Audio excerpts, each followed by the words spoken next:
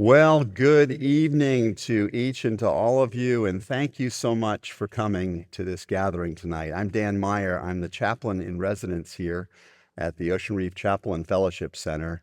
And one of the greatest joys of my experience in this place is encountering the incredible minds and hearts that not only sit in the seats in these places, but come in as special guests to inspire us. And we have got a great evening planned along those lines, and I could not be more excited about it.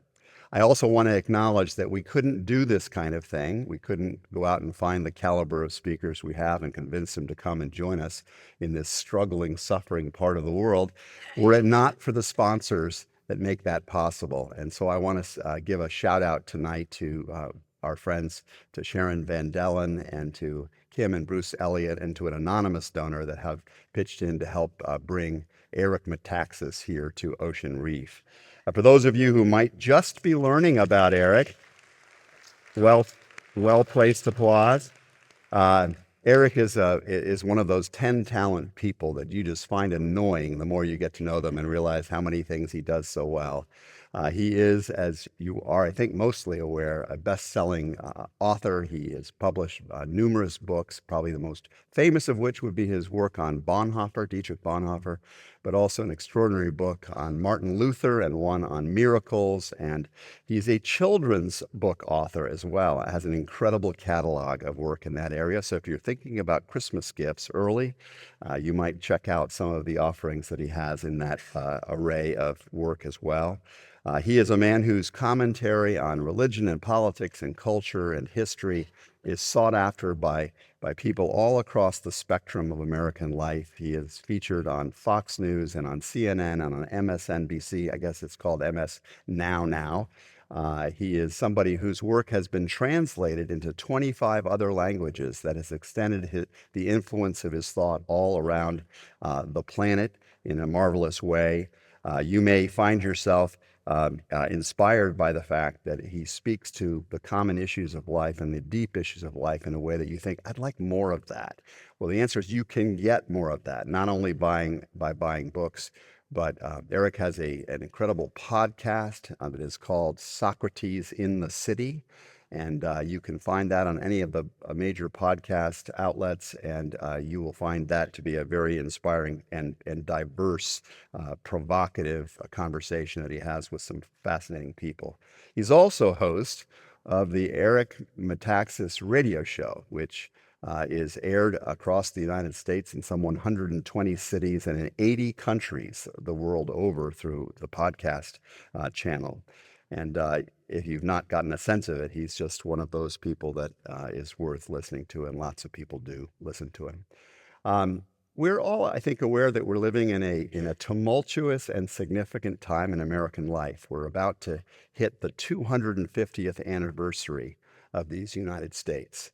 And it just feels like on these big anniversaries or big birthdays, and some of us have been through a few big birthdays, we know that there's a tendency in those moments to take stock. And it's important to take stock, to look back, to think about where we began and what we were shooting for when we began, to think about the journey that's gone on since then, and to reset our vision on where it is we feel maybe we want to go. Eric Metaxas has thought a lot about that too. And that is going to be the special focus of his reflections with us tonight, and of an upcoming book on the American Revolution that I'm going to ask him more about when we get to the Q&A section a little bit later. Eric grew up in New York and Connecticut. He was educated at Yale. We were actually at the university together, and he was obviously in the library. I was at the pizza parlor. I never got a chance to get to know him. That was my loss. He is married to Suzanne, who is also with us tonight. Suzanne, we welcome you. Thrilled to have you in the circle.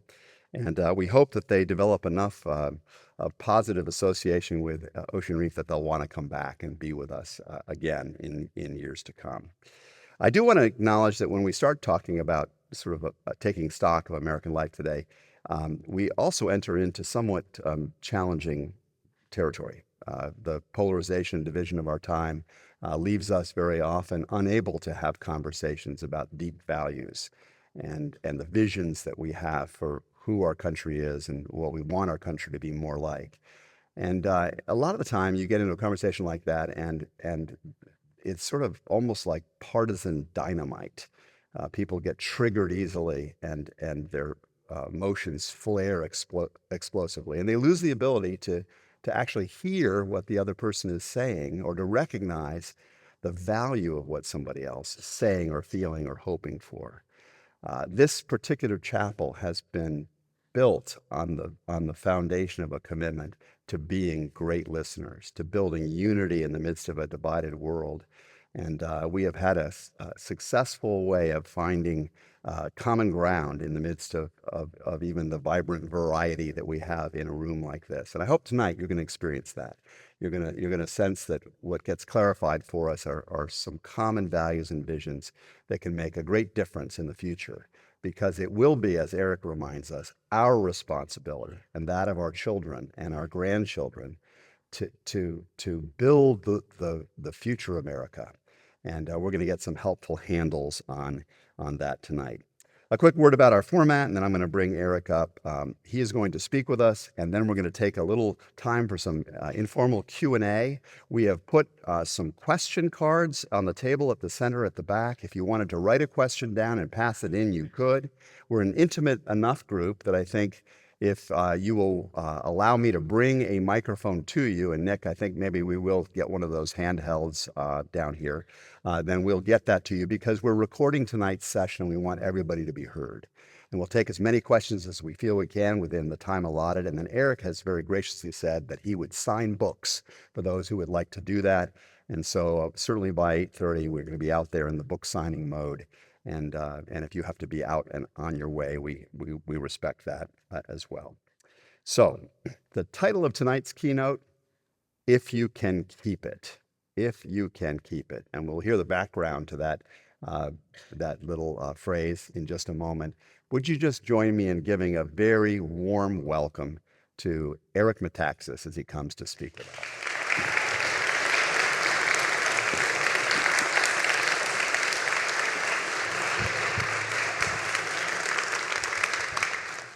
What a blessing to be here. Thank you for coming. There's so much I want to say, and I think first I have to, whenever anybody introduces me, I'm embarrassed because they're so nice. They only say the nice things. If you want the other side of the story, Suzanne and I have been married almost 30 years, so help yourself. When I'm signing books, you can get the downside. No, it is it's a huge blessing to be here. It's kind of amazing to me to think that we were at Yale all those years ago. And I was so much taller then. We were about the same size back then, but you know, I haven't taken care of myself. I was supposed to be here, I think, last year, and there was a big, crazy controversy. And just to clear it up, I was having breast reduction surgery at that. I just want you to know, I'm public about it. And I lived with that, and I said, enough is enough. I'm going to get it done. So you've been a great audience. Good night. Thank you very much.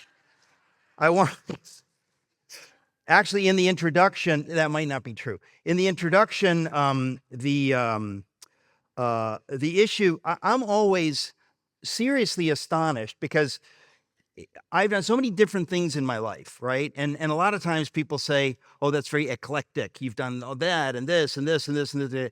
You could also see me just as scattered, right? Because I've just done so many different kinds of things. But it really was the Bonhoeffer book that kind of put me on the map. Some of you are familiar with it. It's a 600-page book on a German theologian who I revere, a great man, who was killed by the Nazis. And that book really kind of changed my career. I think a lot of people got to know about me. And it is true that my many books have been translated into 25 languages or more. But the good news for you English speakers is that they will all be translated back into English this year. That's something I promise you that's going to happen. All right. Have you had enough of the nonsense? I know you have.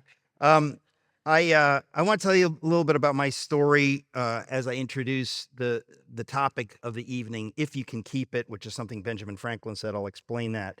But my story is just that well, it starts with my mom and dad. My mom and dad came to the United States my mom grew up in Nazi Germany, which is what led me to write the Bonhoeffer book. She escaped. It became East Germany, which, as you know, was slightly communist, just a little bit. And any Stalin fans in the room? I hope not. I'm not willing to be that bipartisan. If you're a Stalin fan, please get out.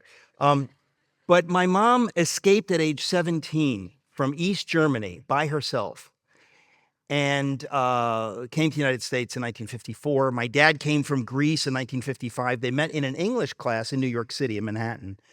And when I say English class, we're not talking about Chaucer and Milton. You understand, right?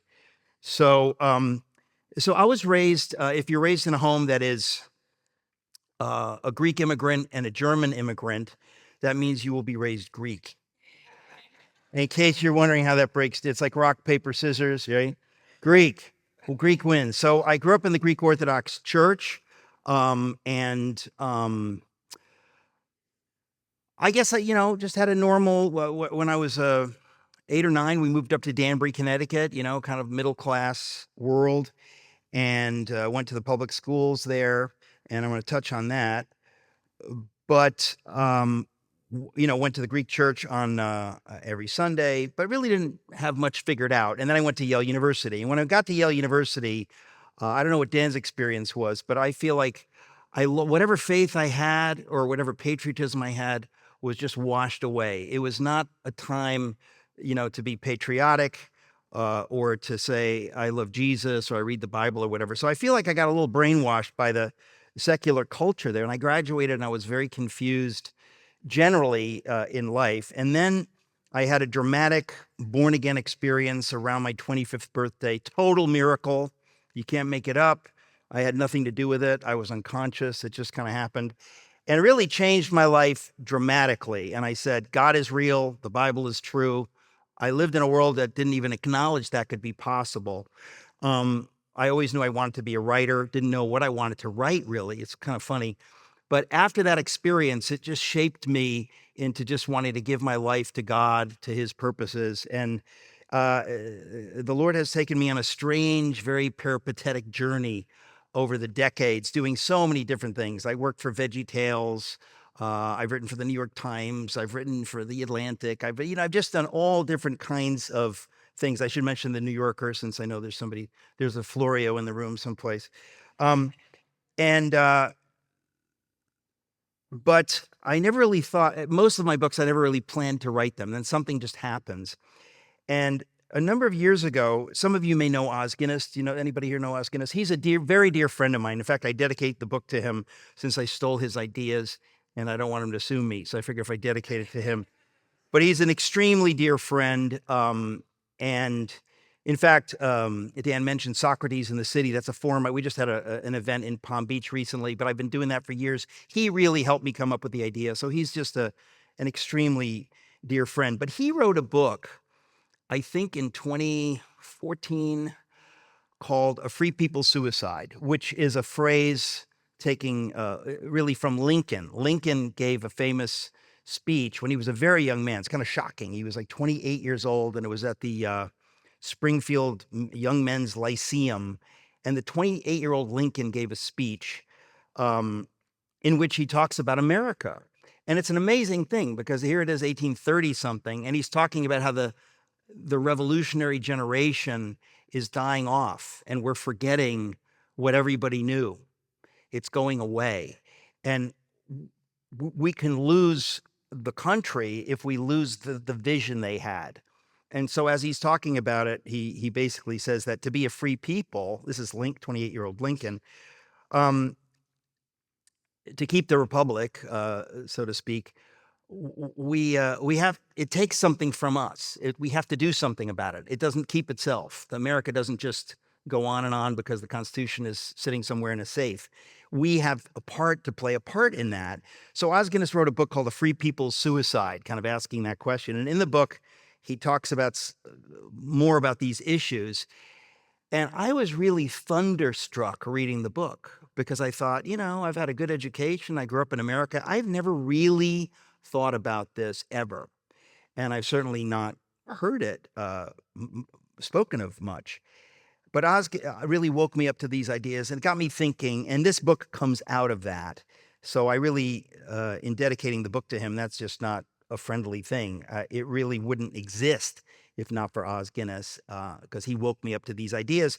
And it makes me even more embarrassed because, he's not an American citizen. He's British and he understands this stuff better. So that's just the way it is sometimes. So the phrase, if you can keep it, I know some of you will remember it and some of you won't. I didn't really know where it came from, but in 1787, as you know, in the summer of 1787, a number of the folks we call the founders went into Independence Hall in Philadelphia.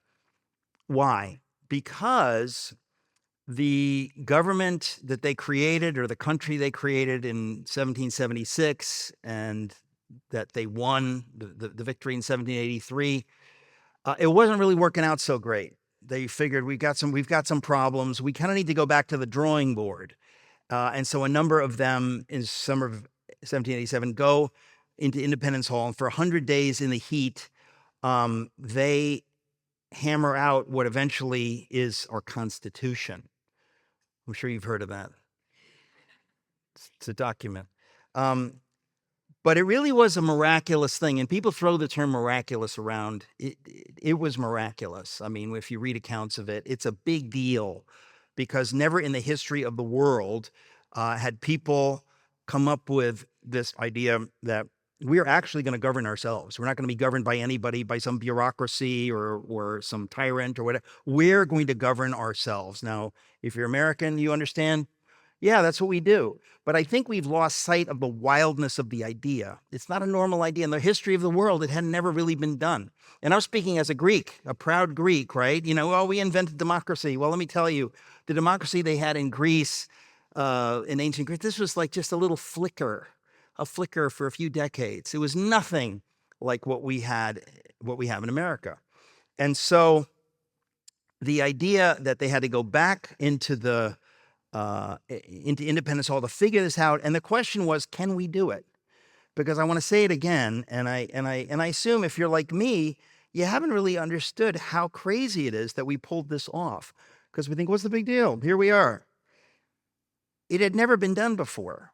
And the reason it had never been done before, there are many reasons, but one of them is that human beings are sinful, troublemakers, and, a government, we need to be governed by somebody, at the point of a sword or a gun to say, if you do this, you're in trouble, you're going to jail. If you do that, so you need a government so the idea that people could somehow govern themselves just had never been done.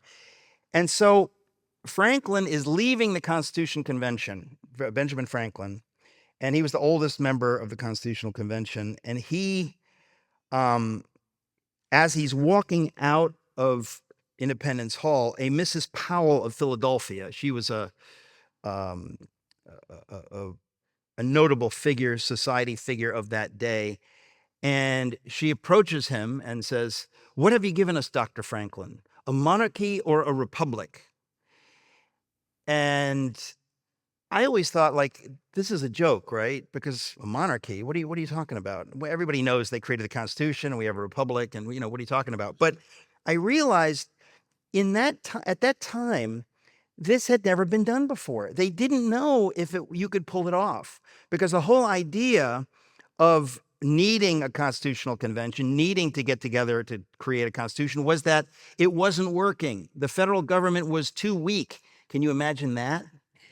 Try to imagine. That's insane, right? That the federal government wasn't strong enough. There's no federal government. We need more. We need a stronger federal government. Could they pull it off without creating some kind of a soft monarchy?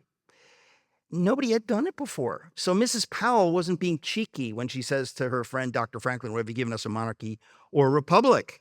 She genuinely didn't know. And it may well have been that Franklin's answer would have been, well, it's some kind of a monarchy, but it's not King George or whatever. We have these rights and that right, but it's still some kind of a soft monarchy, but we're just going to have good kings, But it wasn't. So his response, his famous response, and this is off the cuff, he didn't prepare this. She says, "What have you given us, Dr. Franklin, a monarchy or a republic?" And he says, "A republic, madam, if you can keep it." Now, we know he didn't prepare that because the only reason we even know he said it is that I think the youngest member of the Constitutional Convention, McHenry, was standing nearby and overheard, this eminent figure, Franklin, talking, and he overheard this and wrote it in his journal. So Franklin, off the cuff, says, a republic, madam, if you can keep it. Now, what he means, if you can keep it, he means like if you can keep it, like you keep a garden, you tend a garden. Like if you can keep it together, if you can keep it going, we've given you a monarchy, a republic, but we don't know what you're going to do with it. We don't know what you, Mrs. Powell, and your friends and everybody, there's nothing about it. There's nothing that we can guarantee that it's going to keep going. So we've given it to you, but you could destroy it in 5 minutes or 5 years or 50 years. It's that fragile. And I really think we've lost the sense of that because we have. And so he says this, a republic, madam, if you can keep it. Now, what does it mean then to keep the republic? And what is our job in keeping the republic? What does that mean? Well, ultimately, Os Guinness writes about something called the Golden Triangle of Freedom, and he's like many Englishmen. He's very humble, and he kind of pretends like, oh, my idea of the Golden Triangle of Freedom, it's no big deal. You know, all the founders understood this idea, and I thought, what a load of baloney. Since I'm an American, I can say that. What baloney! This is a brilliant idea. This is a brilliant formulation that I've never heard ever. And I kept thinking, you didn't get, where did you get this from? This is an amazing idea. All the founders, they all understood this. So they understood this dynamic, but they never really summed it up the way Os Guinness did. And I was so taken with it that I said, I really need to write a whole book about this because this is an astonishing thing. And Os Guinness is just too polite to, scream about it. We need to scream about it. It's a brilliant idea. It's the center of who we are as a people and how we keep the republic. And if ever we needed that, we need it now. Because ever since I've been growing up, we really haven't taught this stuff. I think some of you are a little older than me, so maybe when you were kids, everybody knew this stuff. But, by the time we got to Yale, forget about it, kids. It's not happening. So So I want to say what the Golden Triangle of Freedom is, and then I want to explain it. Okay, so the Golden Triangle of Freedom, in a nutshell, is freedom requires virtue. Virtue requires faith, and faith in turn requires freedom. Okay, what does that mean? Freedom. First of all, you have to say, what is freedom? Now, a lot of people don't even know what freedom is. We haven't thought about it. We typically, if there's any headline here, it's that we just take this stuff for granted. We are so blessed that we're spoiled and we take this stuff for granted. We hardly know what freedom is because most of us haven't lived in, North Korea or China or any place where they're going to challenge you on certain things. We've always had freedom. We can say whatever we want about anything and we can do what we want. Freedom, ultimately, another word for it is liberty, but another word for it is self-government, right? When they were talking about liberty, they're talking about self-government. We're going to govern ourselves. We're not going to be governed by a king. Nobody's going to tell you what to do. You're free. Now, of course, that has limits. It doesn't mean you can free to be wild. This is not anarchy. It's not license. But liberty, the founders really thought this is a sacred idea that we could be free and actually govern ourselves. But every single one of the founders, understood that freedom requires virtue. In other words, if you want to govern yourself, you're like, okay, you're free to govern yourselves. If you're virtuous people, that's not a problem. But if you're monsters, if you're vicious people, in the etymological root of the word vicious, people of vice, you can't govern yourself. Somebody's going to need to come in with a sword or a gun or whatever and stop you from, taking advantage of other people. The only people who can govern themselves are people that, when you leave them to their own devices, they don't, rape and kill and steal and right? So that self-government, this idea only happens, the founders said, with a virtuous population. Now, it doesn't mean everybody's going to be virtuous, but generally speaking, that it's a culture that it's a culture of virtue. Every one of the founders understood this. It wasn't like, 12 Christian founders. Every single founder got this idea that freedom requires virtue. They also got the idea, and I'm writing this gigantic book on the American Revolution. Actually, I've written it, which is coming out in June, and the title's easy to remember. It's called Revolution. But nobody understood this better than George Washington. But almost all of the founders said this over and over, that freedom requires virtue, virtue requires faith. What does that mean? Well, it means that if you believe in something higher than yourself, right? If I believe God doesn't want me to steal or cheat or da-da-da-da, and I fear God and love God and I want to serve God, I don't need the government to tell me not to steal. I'm not going to steal because I want to honor God. So the founders observed that people of faith tend to be people of virtue. Now, that doesn't need to be the case. You can be an atheist who who acts in a virtuous way. You just don't know why. But the point is that the founders saw this almost as sociologists. They observed that when people kind of get crazy about God, when revival breaks out, because George Whitefield was preaching, evangelizing up and down the 13 colonies, when people get serious about God, crime goes down, domestic abuse goes down. It creates a culture of virtue. So they saw this connection, and so they all wrote about it, that freedom requires virtue, virtue requires faith. But here's the key. Faith, in turn, requires freedom. So round and round it goes. What do we mean by that? We mean that if faith requires freedom, because you cannot coerce virtue. You cannot coerce faith. If you're going to coerce faith, tell everybody, listen, we figured it all out. You all need to be at this church at this time and read the Bible 15 minutes a day. And if you don't do that, we're throwing you in jail, right? Suddenly, you'd realize, oh, that's not freedom.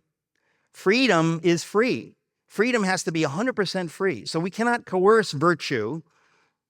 I mean, coercion and freedom are antithetical.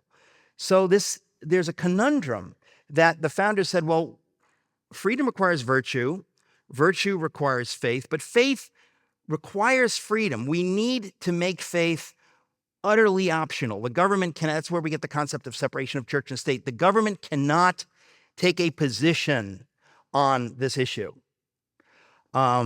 Just like we're supposed to have a free market, right? The government's supposed to stay out of that and let the free market do its thing. Same thing with the freedom of ideas, with the market of ideas. The governments, they have in the Constitution, we have the non-establishment clause, right? That Congress cannot make a law saying that everybody has to go to this church or that mosque or that temple, or that nobody can go to church. The government has to stay out of that business. It's free for the people, okay? So the founders all understood that that's the only way it can work. Will it work? We don't know. We don't know. But this idea of the golden triangle of freedom, I thought they all did understand it, and it's not something that I've ever heard until I read Os Guinness's book, because I've never really understood exactly what freedom is and exactly how it works.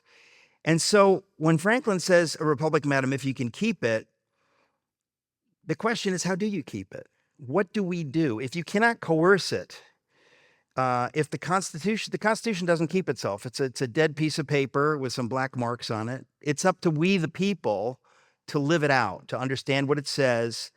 And how does that work? Well, part of what the founders were getting at is that if we don't have a culture of virtue, it goes away. If we don't have a culture where there is some faith, now again, they weren't telling you exactly what kind of faith, they weren't telling you, but they're saying, like, we just know if you don't have it, it doesn't work. But they can't legislate it. They can't because all of the people that came to our shores came from countries where they were legislating faith, right? And if you dissent, you're in trouble. So all of the pilgrims who came to Plymouth in 1620, why did they do that? Because King James was a son of a gun. Some of you know the history. King James was not nice. He didn't believe in religious liberty. He said, this is England. I'm the King of England. You're going to be a member of the Church of England. And if you're not, you're going to jail. You're going to be persecuted. Now, do Episcopalians still persecute people today? Some uncomfortable laughs. You do, don't you? So they decided, we're going to move to Holland. We're going to I know there's some Dutch people here. You identify with this. We're going to go to Holland. Everything will be wonderful. Well, it wasn't. Their kids were starting to speak Dutch. They didn't like that. So they went to Plymouth. Why? Now, this is just one example. But they all said, we want to be free to have our own religious community, to worship as we like, to think as we like. We can't do that in England. Now, think about this, because we think, well, England. In England, if you dissented from the Church of England, you were in big trouble. And, if you know that history, it didn't start in 1620. But this was true all over Europe. And so anybody that was serious about God of the Bible, obviously a lot of this comes out of the Reformation, they were being persecuted. They said, we want to be free. So they came across the ocean, tremendous sacrifice. Again, we hardly think about this, what they went through. They went through hell just so they could practice their faith. And that culture had been established in the 13 colonies. And so by the time you get to the Revolution, and again, I've just spent over a year writing this book, but it's kind of an amazing story. It's the story of the birth of America. It's a beautiful, beautiful story.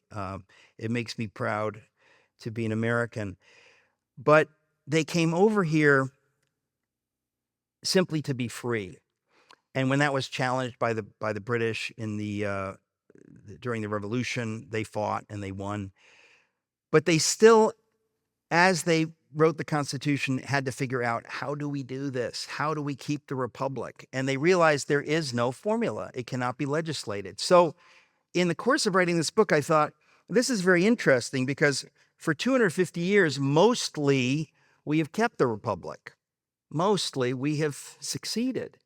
But the freedom that we have goes away as virtue and faith evaporate. Now, again, you don't need to be a person of faith, but what I'm saying, it's like math. It's just a sociological experiment. If you don't have people of faith, why would somebody be a good person? You at least have to have a culture of virtue.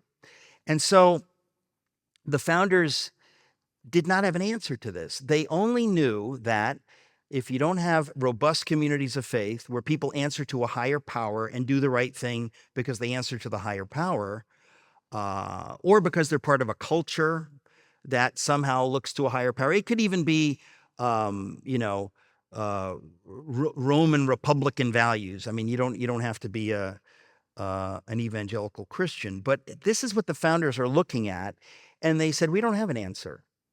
We just know this is how it works and this is how it fails. And so Lincoln, in 1838, as a young man, is wrestling with this, because he already sees erosion of this. And so he starts to talk about it. He writes, I don't know if I quote it in the book. I don't remember. When you write books, you don't remember everything that's in them.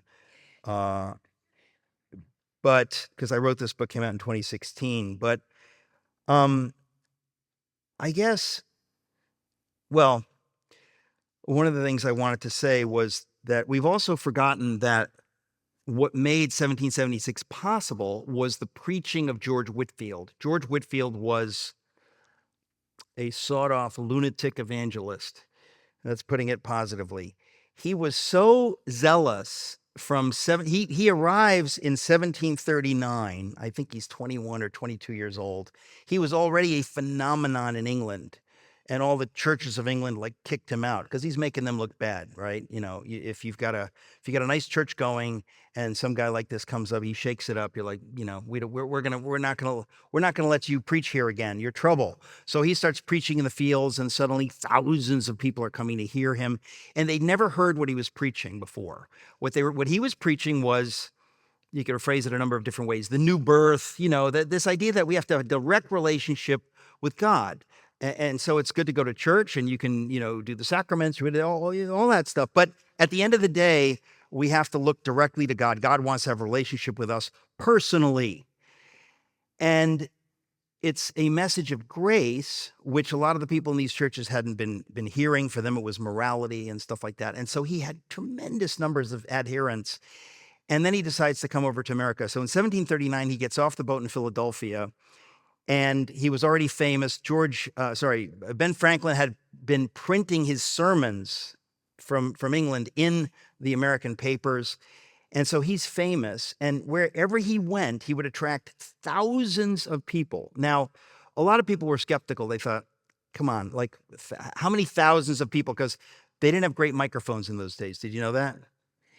Yeah, they were diesel powered, not very good.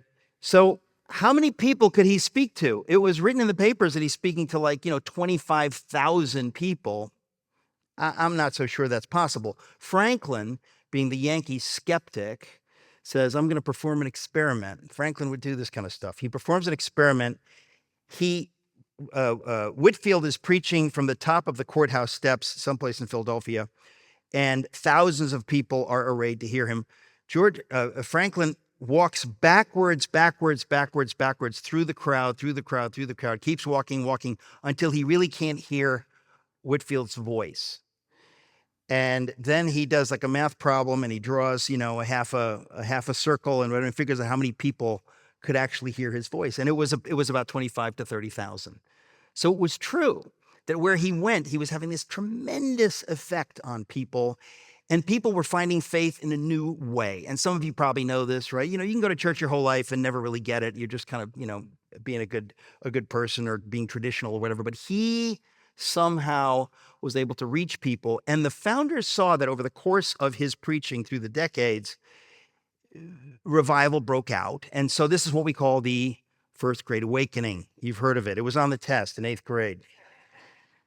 And the First Great Awakening made it possible for self-government, because if you have enough people that are kind of like, yeah, we're answering to God directly, so government can do what it wants, but we're gonna do the right thing, it works. So the founders all understood this, including Franklin, who was not a standard issue Christian, right? But they kind of just saw that this is a good thing. But at the heart of it, and this is part of what Lincoln writes about, is you need virtue, you need all that kind of stuff, but people need to understand how this works and need to love the country. Now, this is a difficult thing to articulate. What does it mean to love a country? We're not talking about idolizing the country. We're not talking about worshiping the leader, but to love, you have a healthy patriotism, which says, I love America. And people say, well, what do you mean by that? Don't you love God more? Yeah, I love God more, but it doesn't mean I don't love America, right? My love of God is supposed to make me love my wife more. It's not a competition. It's not a zero-sum game. We are not Marxists. So it really was interesting that Abraham Lincoln says that we have to celebrate America. We have to celebrate the stories of America. We have to teach our children about the heroes, about George Washington and Nathan Hale and Jefferson and Adams. This has to be part of our culture. We have to celebrate this because it doesn't keep itself.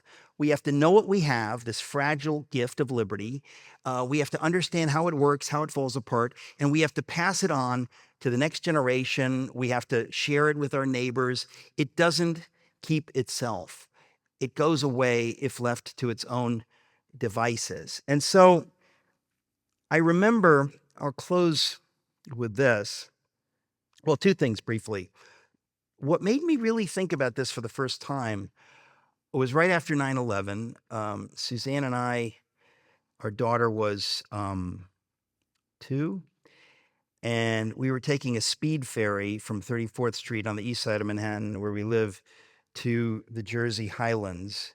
And on this, I went up to the top deck of the speed ferry, and I looked over, and the Twin Towers were gone.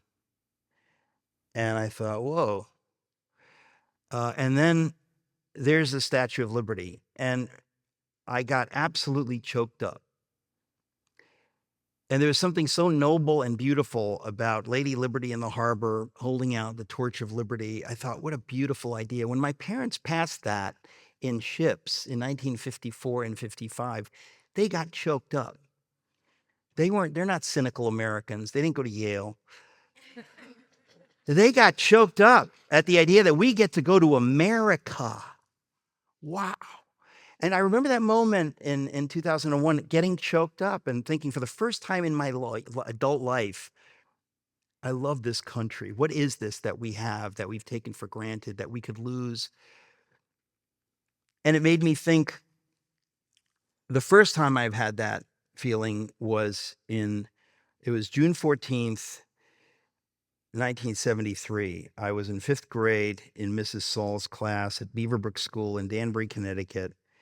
And having gone to a Greek parochial school, Greek Orthodox parochial school, I never heard about Flag Day or any of this kind of stuff. But now I'm in 5th grade, moved to Connecticut, and Mrs. Saul takes us out to the flagpole. It's June 14th. It's Flag Day. I never heard of Flag Day.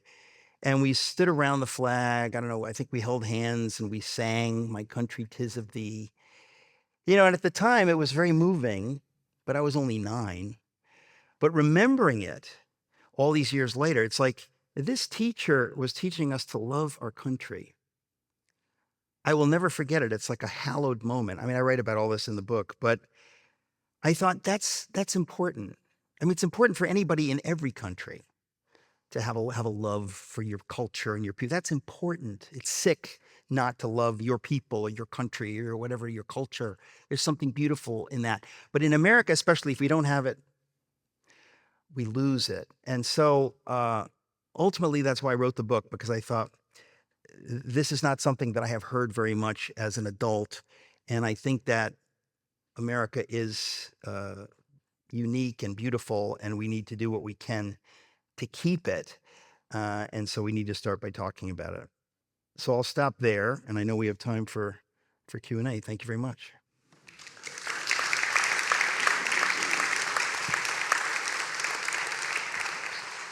So who? Take a slug of water. Okay, I sure do. So we really would like to make this your time and pursue the things that are of curiosity to you. I'm going to prime the pump by asking one initial question, but then we'd love to hear what thoughts you have. If you are willing to take the microphone and ask the question, I will come out and pass it to you to do that. If you prefer to write your question on a card and send it up here so you don't have to have a microphone in your mouth, feel free to do that as well. So, Eric, and I know the answers to this are going to be spelled out in your writing, but give us a little hint of one or two things you feel it's pretty important that American citizens today personally do to help our country become stronger in the future. Well, I think I didn't say it, but I should have said it, which is why it's good to have Q&A, because then I get to say the thing I forgot. We Americans have to be involved. If you want to live in North Korea, you don't have to be involved. You have to do anything. They'll tell you what to do. But if you want to be free, you have to participate.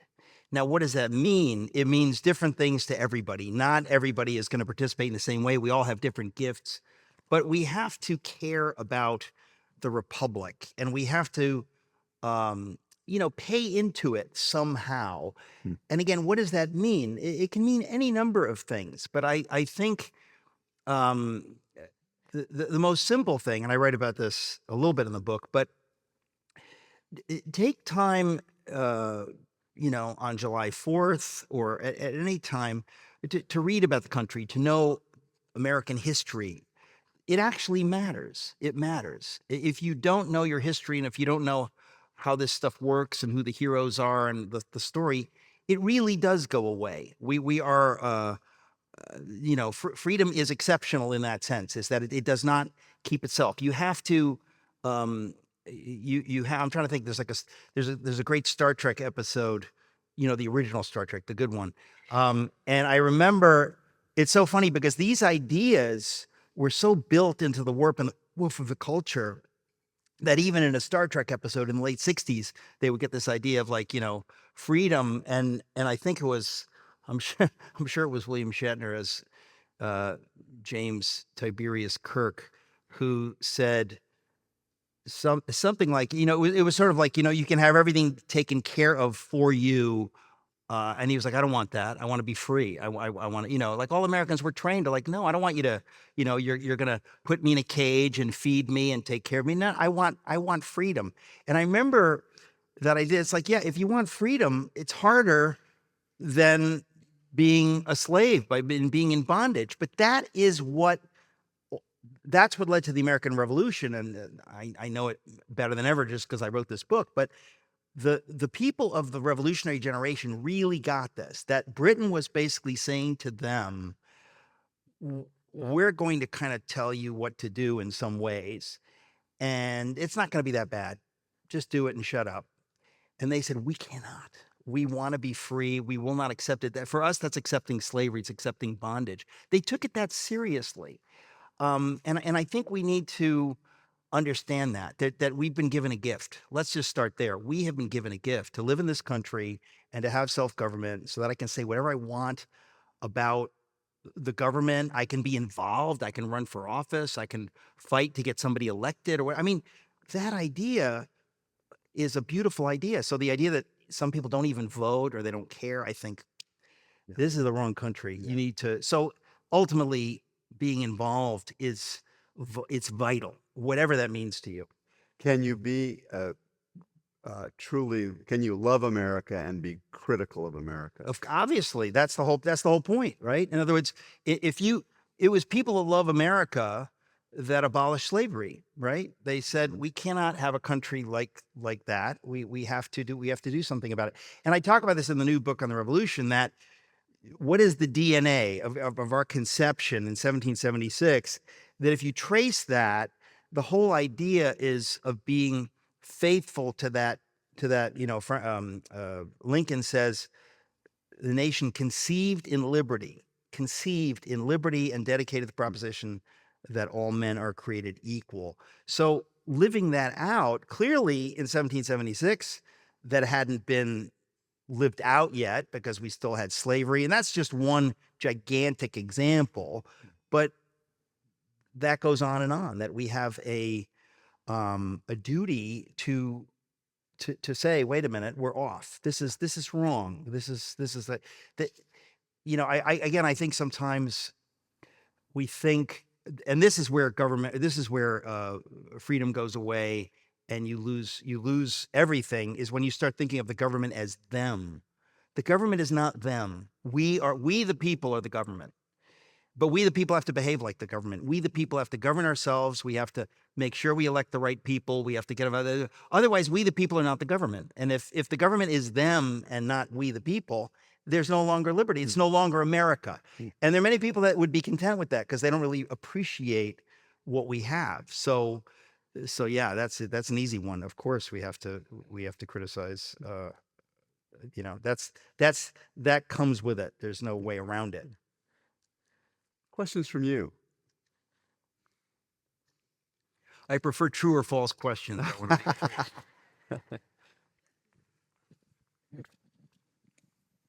What's the first thing we should try to do with our government to make it more responsive to the people?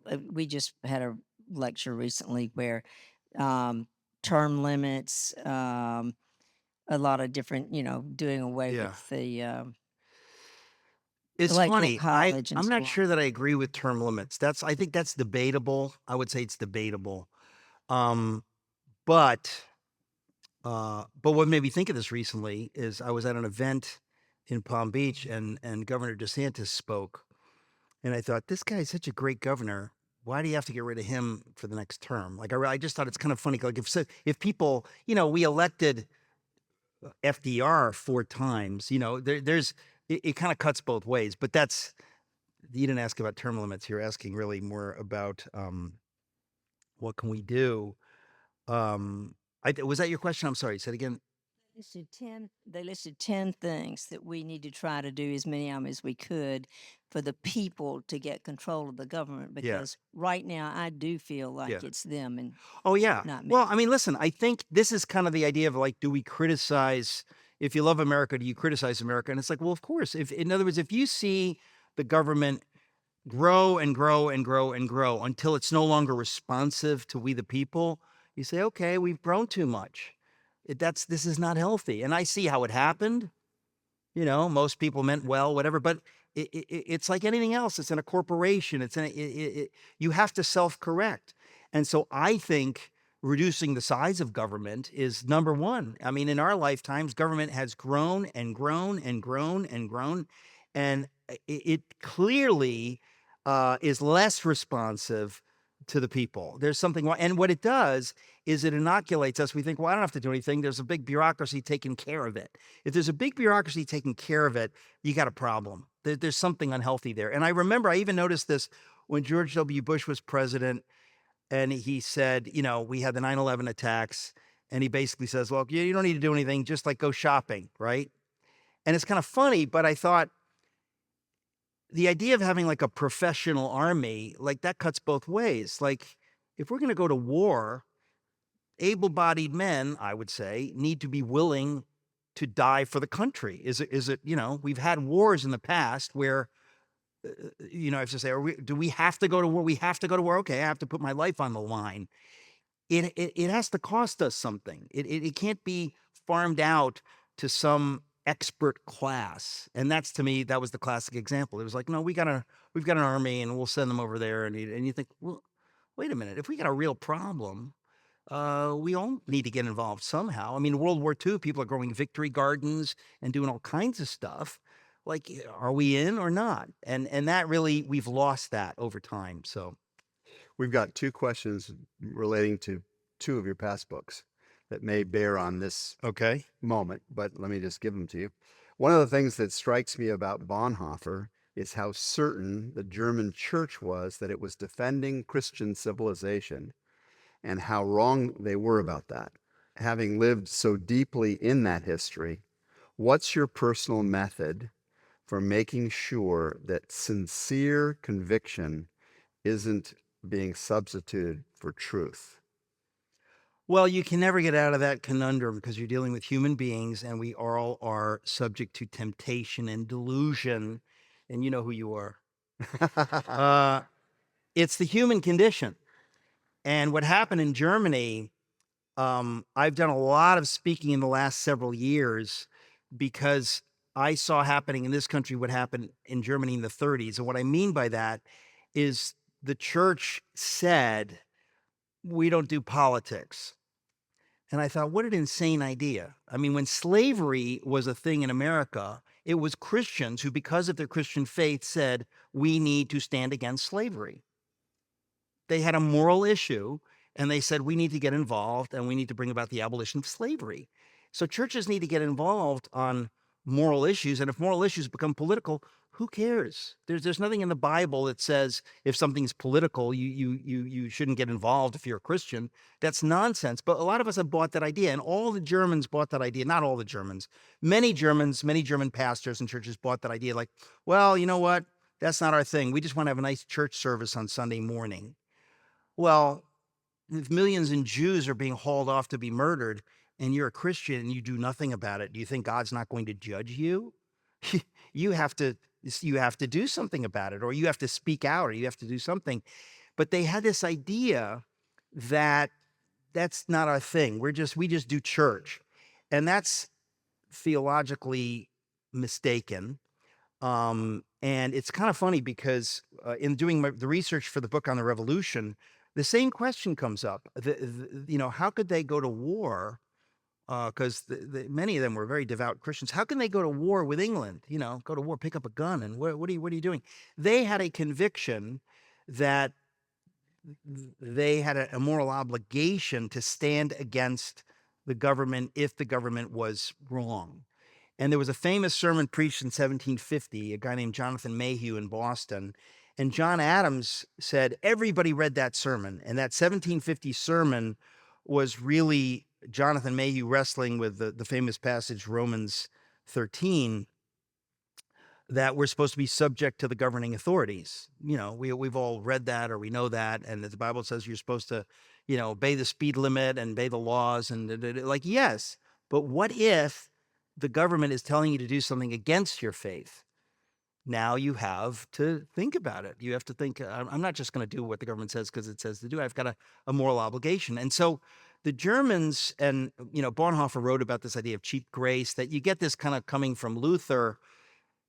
All of these ideas are held in tension, right? That there's this idea that, yes, we're supposed to obey the government, but at what point do I say we have a problem? Now, you have to be careful about it, civil disobedience, you have to be respectful. But at some point, if you've tried everything, just as, it says in our declaration, we tried this and petitions so now, we're gonna break free. We declare our independence. So at some point, you have to do something. And I think that Bonhoeffer was trying to get the German churches, desperately trying to get the German churches to wake up and to say, you've got to stop playing this game. This is a moral issue. And if you Christians do not stand up now, you're guilty.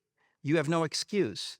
And I think that's true at every time. And there's certain times when you're more tempted to do nothing than others. And, if you're comfortable, it's not affecting you. You say, well, but God expects us to step up. So that's what led really to the horror of the Third Reich, was the churches saying we don't get involved in politics.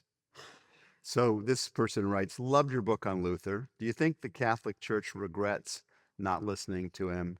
I am a Catholic, the person writes. Yeah. Well, the Luther book, I'm very proud of the Luther book because I'm not Catholic, but I'm a very pro-Catholic, non-Catholic. And I thought the story of Luther was the 500th anniversary of the Reformation in 2017. And some friends of mine said, "Oh, you got to write about Luther. It's an amazing story. It's a crazy, amazing story." And the more I looked into it, I thought what happened in the Reformation really led to the modern world, and it's very interesting. So I wrote the book on Luther. But in the course of writing the book on Luther, some takeaways that I picked up, and it always amazes me when I write a book, I discover stuff that I had no idea.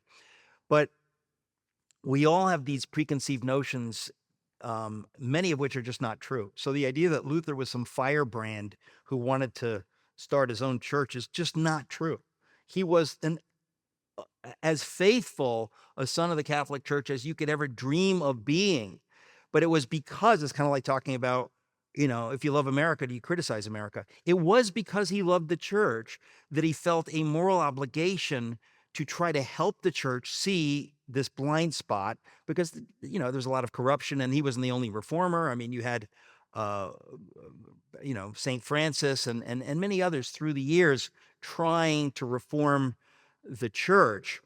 And so I do think there are times when something really almost doesn't make sense. Like if you look at the story of Pharaoh, it says God hardened Pharaoh's heart. Mhm. And you think, so if Pharaoh were not an idiot, he would have never did what he did, and the Israelites would never have broken free.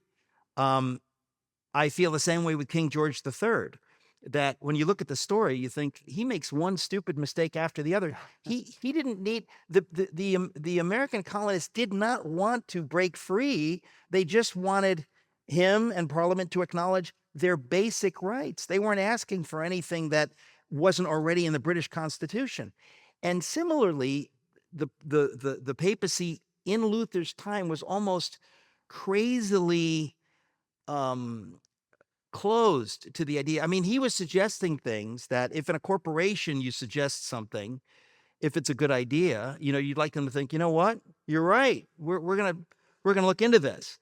But it was like a bizarre moment in the history of the world that Pope Leo was really foolish in the way that he dealt with Luther. And so Luther in a way got more and more radicalized because he couldn't he really couldn't stay silent, but he never wanted the schism to happen. It's just so interesting to me that he really didn't. And so of course, I think I mean, I'm very ecumenical as a Christian, that I just think truth is truth, and that the reformers inside the church and outside the church, they're trying to help the church, and I do think that there are moments where, institutions are ossified and they don't listen to the guy trying to help them, and so I'm sure there are some Catholics who do think that. I mean, let's face it. I mean, there has been tremendous reformation within the Catholic Church in the last 5 centuries. So there's no real answer to that. But I found that in writing the story of Luther, it's just fascinating history to see how did this happen, and did it need to happen? And it definitely didn't need to happen. That's what I find I know the person who asked the question. That's why I'm looking back here. It definitely didn't have to happen. And that I found really fascinating, that it was not something that just had to go that way. It could have gone any other way, but that's the way it went. I had a conversation many years ago with Chris Galvin, who was the third generation of the Galvins that founded Motorola. And Motorola was under a lot of economic pressure at that time, was struggling. And he was asked in this conversation, what do you think is the root of that? Why are you guys having such a hard time?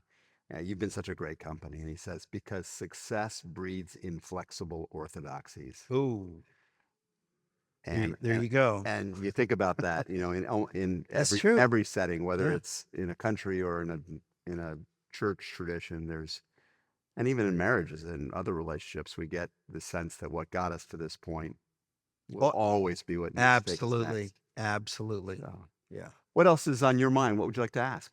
You can try to stump me with a geography question. You can, I'd have to know one to ask one. Um, I was, I really liked your explanation of the liberty requires virtue, virtue requires faith, and faith requires freedom, liberty. And what occurred to me is when I was at seminary, my understanding of liberty or freedom, biblical freedom, is not what we understand freedom to be today. But biblical freedom is the freedom to live the life that you are created by God to live. So Christ died to give us the freedom to reach our God given potential. Mhm. To what extent might that have been on the minds of the founders in terms of tying virtue and liberty and faith together? Well, I think the idea, we prove ourselves to be moderns even when we talk in terms of like living out my potential, or they never would think that way. But I think it's the similar concept, right? The theology is that if God loves us, he wants us to be he created us to be and to do what he created us to do, and to have the freedom to do that. So they would phrase it differently, but even when you use a term like pursuit of happiness, um, they were thinking along those lines. They wouldn't use the language we would use today, but it's the same kind of thing. Is what is God's will? What is God's will? And so you're to be free to do His will, not to do your will. Uh, Sometimes your will can coincide with God's will, but it was a noble idea of freedom. In fact, one of the things that I discovered in writing this Revolution book, which I'm amazed at some of the stuff that I found, because so much has been said on the Revolution, but so much still hasn't been said or seen. And I found an essay that John Adams wrote in 1765. He was 30 years old, and it is one of the most amazing essays I've ever read. And I was astonished. I'd never heard of it, and most people really haven't written about it. And in it, right in the beginning of it, he talks about what is freedom and liberty, and he defines it in this gorgeous way. It's just beautiful. It's a very biblical idea of it. It's not just license, or it's not just leave me alone, man. It's not like libertarianism. It's just a beautiful idea, but it really has at its heart that idea of virtue, and of being able to live my life the way God would want me to live it, to bless others. And it really is so beautiful. So I wrote a whole chapter in my book on that essay that the 30-year-old Adams wrote, because I thought this is unknown and really beautiful. So yeah, thank you. Os Guinness calls it ordered liberty, Yes. in that sense. Yeah. Yeah. There's a purpose to the liberty. You talked about love of country. How do we teach young people to love the country? Because I just had children graduate from college, and they're not teaching that. You're telling me. And on top of that, we're all donating to them. Oh, on top of that, what? We're all donating to the universities that are not teaching our children to love the country. Well, if that is true, shame on you. And I mean that. Like, I have, ever since I graduated Yale, I thought, why would people you have no idea what you're giving your money to. They're not teaching, and it's gotten worse. You need to hold them accountable, to give money to it's like, well, I want my name on a wall. Good for you. But kids their heads are getting messed up. And it is really it's dramatic. How it's part of why I wrote this book and why I wrote the book on the revolution, because we have not been teaching this forever. I feel like I got the tail end in the 70s in that school of something beautiful. It's Norman Rockwell America, and it just vanished. And it didn't just vanish in the schools; it vanished in the culture. And so I think it really is vital. I mean, first of all, um, if you've ever traveled to a place that's not free, I mean, I think it would be a great thing for a lot of young people to go to a place that's not free. Women should go to radically Muslim countries, see what that feels like for a couple of weeks. You may say, well, okay, but you should see what that feels like. Um, uh, you go to, if you're Christian, go to China and be vocal about your faith on the street and see what happens. See what happens. Yeah. Young people, it's just pure ignorance, and you can't really blame them. They've grown up in a world that is not teaching them this stuff. But this is really vital. This is existential. We are at a point in America where if we do not uh, learn this kind of stuff, this goes away. This goes away. You can't, it's Os Guinness calls it a cut flower society. Like, it looks great, but the flower is cut from the roots. It's dying. And we have been cut off from our roots, and we have been talking about, either denigrating America or just not even just not talking about it, as though none of that matters. Just live your life, And I think it's absolutely vital. I mean, this book, for example, I wish I could give this book to, every 12th grader in America. Just read this book. And this is not some partisan screed. I mean, Dick Cavett, who's a atheist Marxist friend of mine, he really loved this book because it's just true. It's not about anything. It's just about this is what America is. You don't have to agree with it, but we need to at least be conversant in what it is. I agree with you that I think our government is too big and too involved in our lives. But I know that people don't like to give up power. Um, so how do we get our government to become smaller and give up that power back to the individual? And before you answer Christy's question, which is a lot more important than mine, tell us a little bit about how you met Christ and when you did and how it affected your life. Um, well, I'll answer the first question first quickly. You don't get people voluntarily to give up power. You elect people. We live in a country where we get to decide who's elected, or we should. And if we don't elect people who believe the government is too big, who are willing to slash it, we deserve a bloated government. It is our job to elect people who are going to do this. And when they do it, there's going to be screaming, and that's tough luck. That's what elections are, And if you don't like it, elect somebody else different next time. But we have to be involved in this. You don't get bloated government to go on a diet by itself. They're not going to do it, but we're the ones that have to do it. We have to be aggressive, and I think that we've gotten to a point where we have to be. We've let it go on and on for decades and decades. So we need to elect maniacs to public office who actually believe in the idea that we've got to slash government. That I don't know how else really to do it. Make the case publicly and try to get those folks elected.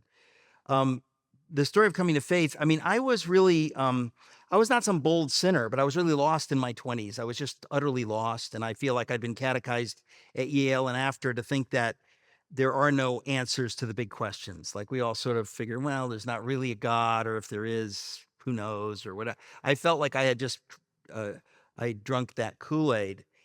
And I ended up, I was trying to be a writer, and things got so bad that I ended up moving back in with my parents. And if your parents are working class European immigrants and you went to Yale, you don't want to do that. Because my friends at Yale, like, their parents would be like, oh, Eric's finding himself. And my parents would be like, yeah, Eric should find himself a job and get out of here. Like we don't, So it was a really hard time in my life. I was 24 and it was just brutal. And in that year, I got a crummy job at Union Carbide in Danbury, Connecticut, because with a Yale English degree, you can't get another kind of job. And I met a guy who was a graphic designer, and I've written about this in at least one of my books, my book Fish Out of Water, and I've spoken about it a lot. But he started sharing his faith with me, and I was kind of like, don't get too close with that weird conservative Christian stuff. Like, I know you people are crazy, but I was in enough pain to listen to this a little bit, not much. Believe me, I was not inviting this. But in the course of the year, I think I was really doing some soul searching, and every now and again, I think I would just, I'd go for a run or something like that, and I'd say, God, if you're there, I need a sign, because I don't really believe there is a God there. But if you're there, give me a sign. And one night, I had a dramatic conversion experience. It was in a dream, but it was really a vision. Jesus really spoke to me, or I don't want to really tell the story because it's kind of complicated, but there was no doubt in my mind, because I was hostile and really inoculated against that kind of thing. And I couldn't have reasoned my way toward it, or maybe it would have taken me many years. But this was just like somebody punching a hole through the sheetrock and being like, I'm here. It just completely changed my life, literally overnight. People overuse the word literally. I mean it literally overnight. I woke up and I knew it's real. Jesus is God. The Bible is true. Now what? Now I got problems. But now I have good problems. Before I had bad problems. So it was really, it was absolutely overnight. It was around my 25th birthday, and I had the tremendous benefit of being surrounded by really wonderful people of faith, emotionally mature, fun, and I could ask all these questions. And so that sent me on the journey that I'm still on. So thanks for the question. Do you feel there's a tipping point at which we might get to where we can't hold on to it anymore? And where might that be in your mind? In my mind, it was the last election. I think there is a tipping point where if you don't get enough people who, or let's put it this way, there are several tipping points. One of them is fiscal. You get yourself into a situation with debt where, it's over. But that's just one tipping point. I think that there's certain fundamentals that if you don't agree on them, in other words, you need most Americans to believe in the fundamentals, like what we've always believed, what John F. Kennedy believed, whatever. And I think we've drifted pretty dramatically. And I think you get to a point where, I mean, if you have enough people in America who, let's say, they want an Islamic caliphate, that's one way you can go away from liberty, or you get enough people in America that they really believe in Marxist ideas. At some point, there's enough of that it unravels. It unravels. I mean, because truth is not whatever. Truth is, and I think that one of the reasons I wrote the book on the revolution is that I said we have to really get back to the founders' understanding of these things, and we used to all agree on that. That's what's so interesting to me, is we always, we used to agree on that. But I think things have gone quite wobbly, and we need to relearn these basics. It's why I wrote the book, If You Can Keep It, and it's why I wrote the book on the revolution in particular, because I thought that this stuff, you cannot hold it together unless you have enough people that buy into this. And so we will disagree on how, right? I mean, when I wrote my book on William Wilberforce, Amazing Grace, I realized it's an amazing thing that Wilberforce in England in the latter part of the 18th century, basically England had an attitude, most of the world had an attitude like, we don't care about the poor. If you have money, you have no obligation to give to the poor, to care about the poor. It just wasn't an idea. which seems unthinkable to us because we're like, what are you talking about? Everybody knows that, if I'm well to do or something like that, I got to give back or I got to care about the poor. We all know that. You don't need to be a Christian. Those Christian ideas have come into the culture, those biblical ideas, so that every atheist and agnostic agrees, like, we got to care for the poor, got to care for the disenfranchised. Those ideas are part of the culture. And so what amazes me is that there was a time when those ideas weren't part of the culture because of Wilberforce and others. He drags these biblical ideas into the culture. So now everybody in the West pretty much agrees on this. So we can disagree on how you do that, right? So, a Democrat might say, well, I think the public sector, as again, we'll do that with taxes and we'll do it this way. And the Republicans would say, I think the private sector. But we're arguing about how to help those who are disenfranchised. But if you get enough people who say, we don't care about the disenfranchised, now you got a problem. So we have to get a place where we have a basic consensus so that we can then debate how do we get there. But I do think there's no question that we've come close in some ways lately in a scary way. So yeah, that's why I think we got to take it seriously now on the 250th anniversary of the nation's birth. And I don't know if anybody here knows this, but the official term for the 250th, do you know what it is? Some people know. This is a very quiet, shy crowd. Are they always this way? What's wrong? What happened? I don't know. They're in prayer. The term is supercentennial. Has anybody heard that term? Supercentennial. Write it down. Supercentennial. Because most of us here remember the bicentennial. We were all excited. It's the bicentennial year. So I think this is a moment, because it's the supercentennial, because it's the 250th, that Americans are forced to talk about our history and our, what it's just kind of, it's much easier for us to do that right now. And I think we need to seize this opportunity to talk about the history and all this kind of stuff. I think there's a moment. So I am actually very hopeful. Yeah. Good. Thanks for all your remarks. Incredible stuff. We're grateful to have you here. A weekend or so ago, we went to Washington, D.C. We happened to go to the Jefferson Memorial. And I was kind of shocked to read on the walls these words: God, who gave us life, gave us liberty. Can the liberties of a nation be secure when we have removed a conviction that these liberties are the gift of God? Now, this is Thomas Jefferson, who was an That's the exact. shock, is that's Yeah. Thomas Jefferson, Right. who everybody goes on and on and on. Oh, he's a deist. He doesn't really, it's like, I'll take that kind of deism all day long. Yes, indeed. That's the exact reaction I had. But we hear the term Christian nationalism bandied about. Yeah. And on the one hand, if you read Jefferson, that sounds a little bit like Christian Yeah. nationalism. But there are those, rightly so perhaps, who think that it might turn into some sort of Nazi type theocracy. Is that So- bad? Are you against the Nazis? Is he want to Yeah, come out a and little like bit. the Nazis? So how do you separate those two? Yeah. Well, that's such a great question, because I think, first of all, we live in a culture where, words, you always have to ask, what does a word mean? Usually Christian nationalism is used as a pejorative to call somebody a fascist. So if I say I want to live out my faith and bring the values of the Bible into the public sphere and into politics, people say, you're a Christian nationalist. It's an utterly idiotic statement, because that's what abolition was. They were Christians who said slavery is immoral and we need to act against it and do what we can. And the people who loved slavery, they couldn't think of the term Christian nationalism, but they called them anything in any name in the book. So Christian nationalism is one of those loaded terms that you have to ask who's using it. I think that we are in far less danger of, look, because I wrote this book on Bonhoeffer, I'm well aware of what bad nationalism can look like.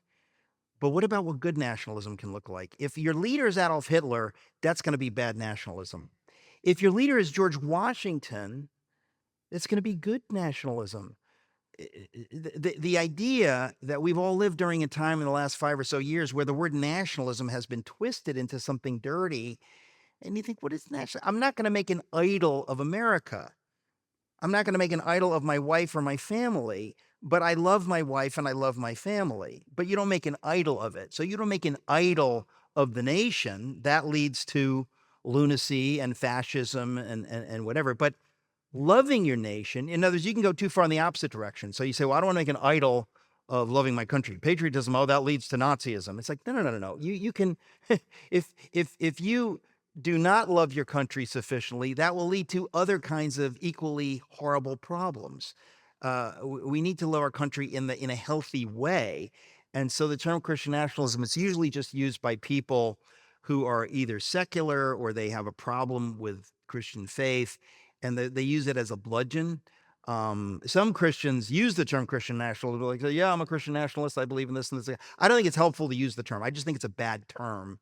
And I think, like a lot of terms, it's just designed, it's just a clever way of saying, shut up, right? Like, I don't like what you're saying. So you're a Christian nationalist, shut up. You're transphobic, you're racist, shut up, shut up, shut up, shut up. It's like, that's not leading to dialogue. So I think nationalism is a healthy thing. It's a beautiful thing. As I said, my parents came to the country from other countries. They taught me to love this country. And loving this country means criticizing it, loving this country, so, but when people throw terms around, we always have to be careful. Who's saying that? Why are they saying that? Is it to be helpful or is it just to shut me up? And usually unfortunately, that's what it is. Sometimes I think young people, especially that I've talked to, when they're using that term, what they're concerned about is people, Christians behaving badly who have national influence, and they're concerned then about the character. Is there enough virtue? And it really isn't. It's a question about virtue. Yeah. In American life that makes people uncomfortable with a particular brand of Yeah. patriotism. Right.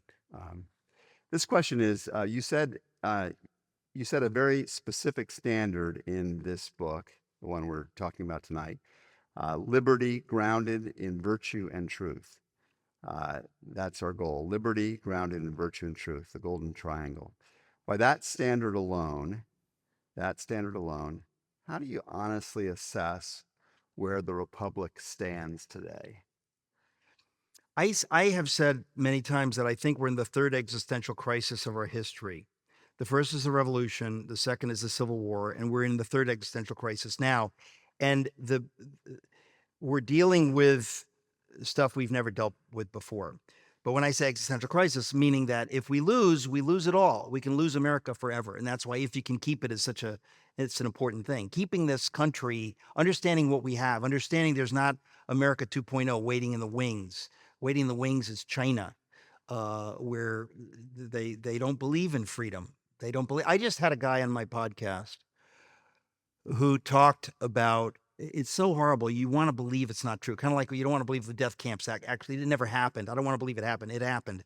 Human beings can do evil things. And in China, if you are an enemy of the Communist Party, you're a Uyghur Muslim, you're a member of Falun Gong, which is a religious group, you're a Christian, they now have the technology. Now, if the Nazis had the technology, they would have used it all day long. They didn't. But they now have the technology to put you in prison camps, which they're doing, right? You're not hearing about this, but this is not something I'm making up. Unfortunately, you can look this up. And the book that just came out is called Killed to Order, about this. But if you are an atheist communist government, you don't believe we're made in God's image. You don't believe human life is sacred. So if you have political enemies, why wouldn't you kill them? And if you can make some money off of their body, why wouldn't you do that? What's the logical reason not to do that? There's no logical reason. If you are a strict Marxist atheist that believes the state is most important, and you need to kill some people, you kill some people, right? Now, we would say you can't do that. That's murder, and the government doesn't. They would say, well, we don't believe that. We're atheist Marxists. So they have for almost 2 decades now. They know that they can make huge money on the world market with organs. Okay, so you got a healthy 25-year-old member of Falun Gong or Uyghur Muslim. There's a sheik, in the Arab Emirates or someplace there that wants to pay for a Muslim. They don't want a contaminated organ or whatever. They want it from a Muslim. So the Chinese say, well, we can do that. We got a market here. We're gonna kill that guy, and they're doing this. Read the book Kill to Order and see what you think, because it's not. I wish it were a conspiracy theory. That would be great. But and China can make a ton of money off this. They can charge $100,000 for that organ. They can make $400,000 to $500,000 per young person whose organs they harvest. Now you think that's so sick, but it follows logically if you don't have a worldview that says we are sacred, we're made in God's image, every human life is sacred. We can't do that. If you don't believe that, why not do that? The Nazis didn't believe that. So we are now, I think, in an existential crisis because many people in America don't know what they believe. And so if you don't know what you believe, why wouldn't you go along with that? You know, if you can make money going in that direction, or if you can make money just looking the other way if somebody wants to do that. So you're dealing with a number of problems. I just mentioned Marxist atheism in China. It's very real. And I think there are many young people, particularly in America, that they don't have an ideological problem with that. They go, well, you know, we all have different ideas. Those are some pernicious ideas. Islamofascism is very real. I don't need to get into that. These things are threats to American liberty. And I really do believe that we are in the third existential crisis. We have to figure out what we believe, and enough people have to believe it and be willing to live it out and die for it in the same way that patriots have died in this country from the beginning. Patriots, usually young men, have died for the truth, for what they believed, and we're supposed to honor them with how we live. And so you have to understand that. You have to understand those who those people were who sacrificed everything, who today are sacrificing for us one way or the other. If you don't do that, you lose it. And so I really do think that we're in that existential crisis. I believe we will win, that God's will prevail, but it doesn't mean that it's not a fight, just as the previous two were fights. So I don't know if it's a kinetic war or hot war. I hope not, but it's a battle. It's certainly a spiritual battle. So I am sanguine about our chances, but I do think we have to take it seriously. Wow, we're going to stop right there at that place of challenge. And I just want to express on behalf of all of us, Eric, how much we appreciate the challenge, the provocative thinking that we've gotten here today. Shall we just express our gratitude to our friend for this? Thank you. Thank you. Thank you. Thank you so much. Yeah, really appreciate Thank it. you. Wow. That's too much. Thank you. That's so kind. Thank you. I want to say thanks again for coming. I want to give one last little advertisement. You heard Oz Guinness spoken of many times this evening. Oz is our preacher this Sunday morning at 9 o'clock right here. And if you'd like to hear Oz speak, he would be thrilled to meet you as well. And Oz's extraordinary book, The Magna Carta of Humanity, is another one of those must-read books that speak about so many of these issues that Eric has articulated eloquently for us tonight. So as he makes his way out, let me close this in prayer. Our gracious God, we thank you that you have allowed us a part in the cultivation of your extraordinary creation. We recognize that as a grace, not just that there is a creation, not just that we have been born into and live in a nation that has so many marvelous freedoms and still much remaining virtue that we cherish as well, but that you have given us the chance to play a part in shaping its future. Would you just move us, God, to not just sit by idly and watch history happen, but be part of the shapers of history in any way that we can. As we use our gifts, as we use our voice, as we engage respectfully and humbly and courageously in conversations with our neighbors, would you just move through us for good, we pray, in your loving name. Amen. Thank you so much for being here tonight. Stay as long as you can outside, and we'll see you again soon.